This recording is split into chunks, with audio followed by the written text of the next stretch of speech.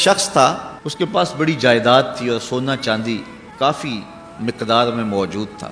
وقت آخر آ گیا، اس نے سوچا اگر میں کسی غریب کو دیا تو وہ اتنے بڑے سونے کی حفاظت نہیں کر سکتا، اور اگر میں کسی امیر کو دیا تو وہ اس کو غصب نہ کر جائے۔ خیر اس نے ایک شخص کو بلایا اور تھیلے میں ڈال کر کے وہ سونا اور وہ چاندی دیا۔ کہا جب میرے بچے جوان ہو جائیں تو جو تیرا جی چاہے وہ بچوں کو دے دینا۔ یہ وصیت نامہ ساتھ لکھا اور اس کے سپرد کر دیا۔ عرصہ گزرنے کے بعد جب بچے بلوغت کی دہلیز پہ قدم رکھتے ہیں تو وہ 10-20 لوگوں کو بلاتا ہے اور ان کے باپ کی وصیت پڑھ کے سناتا ہے کہ ان کے باپ نے مجھے یہ سونا اور یہ چاندی دیا تھا اس تھیلے میں ڈال کر کے، اور کہا تھا جب بچے جوان ہو جائیں تو جو تیرا جی چاہے بچوں کو دے دینا۔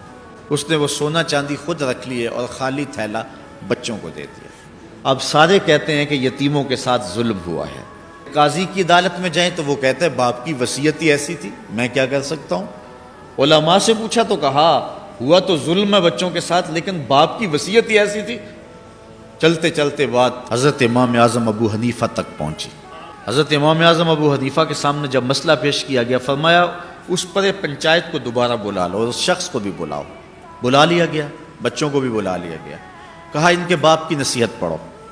نصیحت پڑھی اس نے کہ مرتے ہوئے ان کے باپ نے مجھے یہ تھیلے میں ڈال کر کے سونا دیا تھا اور کہا تھا کہ جب بچے جوان ہو جائیں تو جو تیرا جی چاہے وہ بچوں کو دے دینا، تو میں نے تھیلا ان کو دے دیا ہے اور سونا میں نے خود رکھ لیا ہے۔ تو حضرت امام اعظم فرمانے لگے کہ وصیت دوبارہ پڑھو نا۔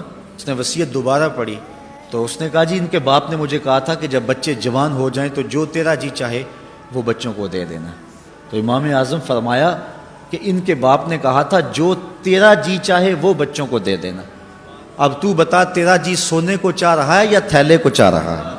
اس نے کہا جی میرا جی تو سونے کو چاہ رہا ہے۔ کہا وصیت ہی یہی تھی جو تیرا جی چاہے وہ بچوں کو دے دینا، اب تو ان کو سونا دینا اور خود تھیلا رکھ۔